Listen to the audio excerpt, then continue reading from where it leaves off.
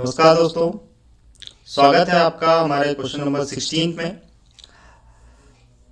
क्या बोल रहा है question number 16?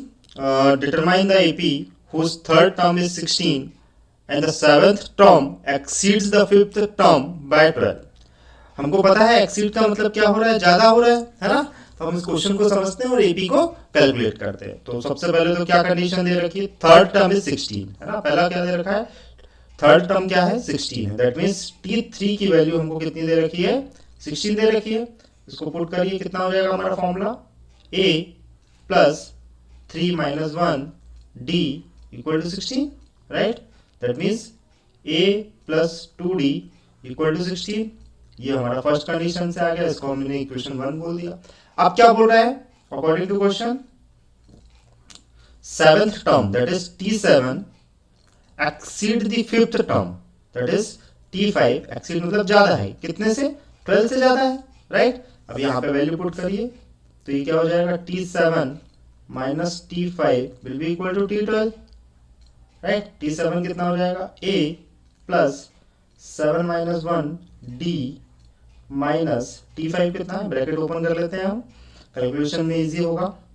a plus 5 minus 1 d equal to 12, right. Solve करिए इसको, a plus 6d minus a 5 minus 4 हो जाएगा और ये माइनस का साइन मल्टीप्लाई हो जाएगा, कितना जाएगा माइनस 4d इक्वल टू 12।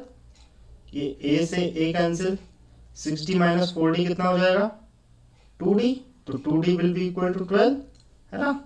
तो हमको क्या मिला यहाँ पे, 2d इक्वल टू 12, राइट।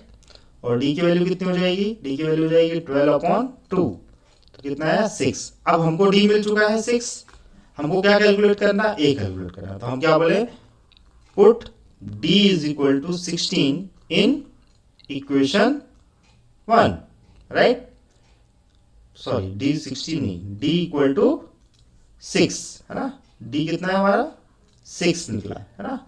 तो d की वैल्यू कितनी है 6 इन इक्वेशन 1 में पुट करिए तो क्या हो जाएगा, a plus 2 into 6 equal to 16, a plus 12 equal to 16।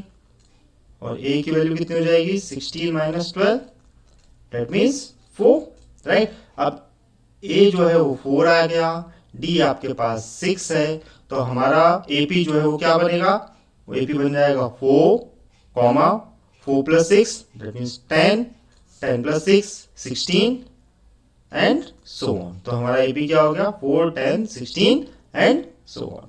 I hope clear होगा आपको। ये क्या बोल रहा है क्वेश्चन, एक बार और समझ लेते हैं कि भाई थर्ड टर्म जो है वो दे रखी है हमको 16 है ना, और कंडीशंस क्या दे रखी हैं, या हम देखो हमने स्टार्टिंग के लेक्चर में समझा था, या तो वो आपको ए दे रखा होगा या डी दे रखा होगा, राइट। तो आपको एपी निकालना होगा। अगर ये दोनों कंडीशन नहीं दे रखी या दोनों टर्म नहीं दे रखी हैं आपको, तो कुछ ना कुछ ऐसी कंडीशन दे रखी होगी जिससे आप ए और डी को क्या कर सकते हैं, कैलकुलेट कर सकते हैं, राइट। तो यहाँ पे भी हमने क्या करा कि t7 equal to t5 plus t12, उसको रीअरेंज किया और सॉल्व किया। यहाँ से हमको d की वैल्यू मिल गई, इस d की वैल्यू को इक्वेशन 1 में पुट किया तो आपको क्या मिल गया, एक एपी मिल गया है ना।